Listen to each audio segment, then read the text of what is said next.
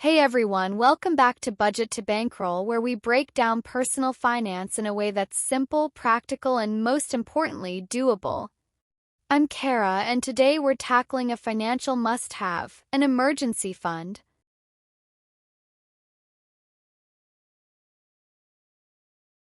You know those moments when life hits you with an unexpected expense, a sudden car repair, a medical bill, or even job loss. If you've ever felt that panic of not knowing how to cover it, you're not alone. That's exactly why we're talking about how to build an emergency fund, and why it's one of the most important things you can do for your financial security. Let's jump right in. So, what is an emergency fund? An emergency fund is a dedicated savings account meant to cover unexpected financial expenses. It's not for vacations, shopping sprees, or big-ticket purchases. It's a safety net that protects you when life throws a curveball. Think of it as a financial cushion for situations like medical emergencies, unexpected hospital visits, prescriptions, or medical procedures not covered by insurance. Car repairs. If your car breaks down, you need a new tire, or an urgent repair pops up. Job loss or reduced income. If you suddenly lose your job or experience a pay cut, an emergency fund helps cover essential expenses while you get back on your feet. Home repairs. A broken furnace in the winter, a leaking roof, or a burst pipe can be costly but necessary fixes. Unexpected travel. If you need to travel for a family emergency, last-minute flights and accommodations can add up fast. So, the purpose of an emergency fund is multifaceted. First, it prevents financial stress. Knowing you have a backup plan brings peace of mind. It also helps you avoid debt. Without savings, people often turn to credit cards or loans, leading to high interest payments. And, of course, it gives you financial control. Instead of scrambling for money in a crisis, you can focus on the situation at hand. An emergency fund isn't a luxury, it's a necessity. The goal is to be prepared so that when life happens, you're ready. Building an emergency fund isn't just about having extra cash, it's about creating financial stability and freedom. Here's why it's essential. 1. Financial security and peace of mind. Life is unpredictable. Having an emergency fund means you don't have to panic when unexpected expenses arise. You can sleep better at night knowing you have a safety net. 2. Avoiding debt and high-interest loans. Without savings, many people turn to credit cards or payday loans, which can have interest rates of 20% or more. An emergency fund helps you avoid the debt spiral that can come from borrowing money in a crisis. 3. Providing financial freedom and better decision-making. When you're not living paycheck to paycheck, you have more control over your financial choices. It allows you to take calculated risks, like switching jobs or starting a business, without fear of financial ruin. 4. Reducing stress on relationships. Money is one of the biggest causes of stress in relationships. Having an emergency fund can reduce financial arguments with a partner or family members. Instead of borrowing from friends or family, you have your own safety net to rely on. To summarize, an emergency fund gives you options and it keeps you from being at the mercy of unexpected financial challenges, helping you stay in control of your future.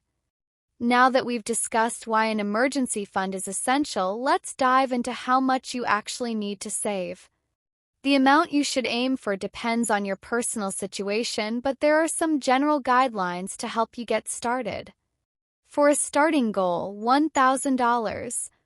If you're just beginning your emergency fund, a great initial goal is to save $1,000. This is enough to cover small, unexpected expenses that may come up, like a car repair or a medical bill. Having this amount set aside can prevent you from needing to borrow money or rely on credit cards when the unexpected happens.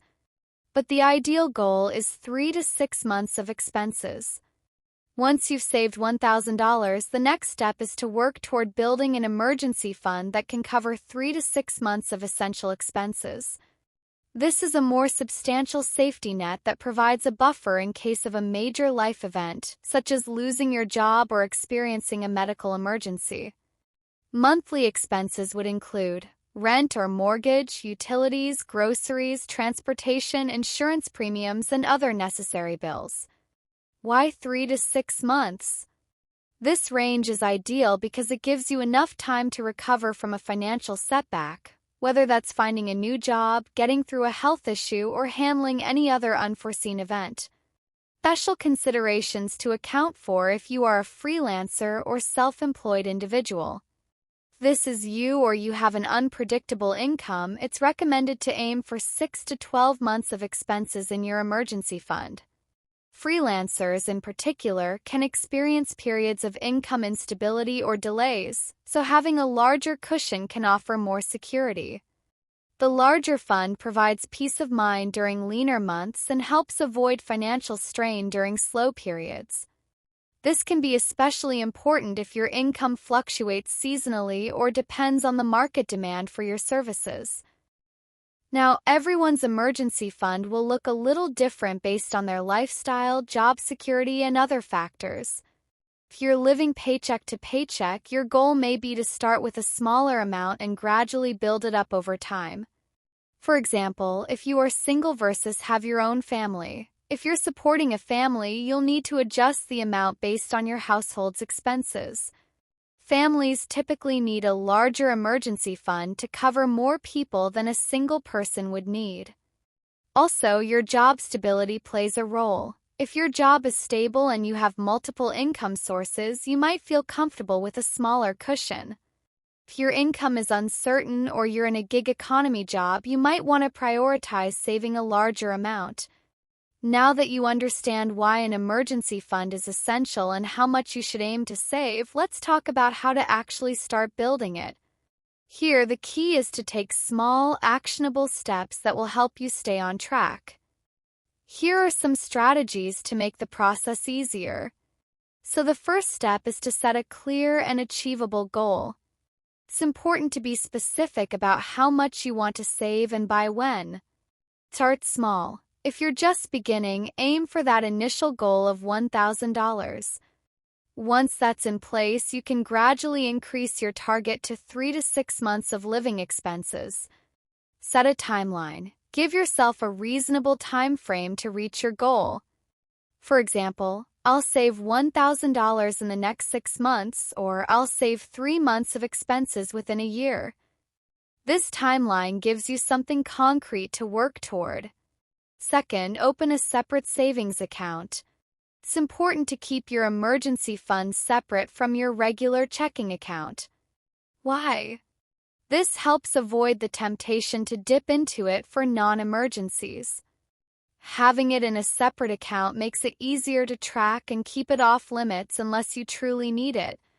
You could consider a high-yield savings account. Look for an account with a higher interest rate so your emergency fund can earn a bit of extra cash while it sits there.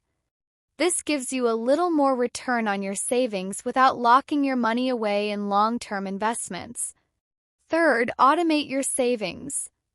One of the easiest ways to build your emergency fund is to automate the process like we discussed in the last episode. Set up automatic transfers. Link your checking account to your savings account and set up a weekly or monthly transfer. Even if it's just $25 a week, automation makes saving effortless and consistent. Pay yourself first. Treat your savings like any other bill, something that's non-negotiable. The money is automatically deducted from your account before you can even think about spending it elsewhere. Fourth, cut unnecessary expenses. Building your emergency fund doesn't mean you have to live on rice and beans, but cutting back on non-essential spending can help you reach your goal faster. You should track your spending. Start by reviewing your monthly spending to see where you can cut back. Could you skip the daily coffee run or pack lunch more often? Maybe canceling unused subscriptions or memberships could free up some extra cash. Also, prioritize needs over wants. This doesn't mean depriving yourself, but prioritizing your emergency fund can be a smart financial move. A few small sacrifices now can set you up for long-term peace of mind. Fifth, use financial windfalls wisely. Occasionally, you might receive unexpected money, a tax refund, a bonus at work, a gift, or even a side gig. Instead of spending that windfall, use it to boost your emergency fund. Whenever you receive extra money, consider funneling it directly into your emergency savings. You'll see your fund grow faster without changing your regular budget. And celebrate small wins. Once your emergency fund grows to a substantial amount, give yourself credit for hitting milestones. It's motivating to see your progress and know that you're one step closer to financial security. Now that you're actively building your emergency fund, it's important to think about where you'll keep it. The place you choose should make it easy to access your funds when you need them while also allowing them to grow over time. Let's look at some options for where to store your emergency savings. First, high-yield savings accounts. As I mentioned a bit ago, a high-yield savings account is one of the best places to keep your emergency fund. These accounts offer higher interest rates than traditional savings accounts, meaning your money will earn a bit more while it's sitting there waiting for you to use it. Why high yield? Most high-yield savings accounts offer interest rates well above the national average, which means your emergency fund can grow without you having to do anything extra.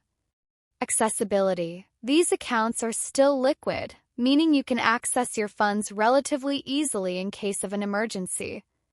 Safety. High-yield savings accounts are usually offered by reputable online banks and are FDIC insured, so your money is protected up to $250,000.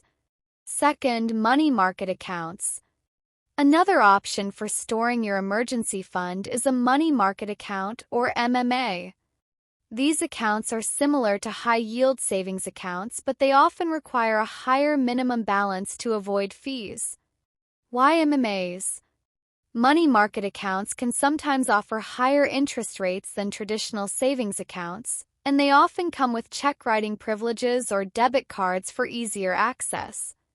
Considerations to keep in mind. They may have minimum balance requirements, so you need to be mindful of that to avoid any fees. However, there's still a great option if you want to earn some interest while keeping your money safe and accessible. You should avoid investing in stocks or long-term investments. While it can be tempting to put your emergency fund into investments like stocks or mutual funds to potentially earn higher returns, this is generally not recommended for your emergency savings. Why not invest it? The whole point of an emergency fund is to have liquid, easily accessible funds for unforeseen events.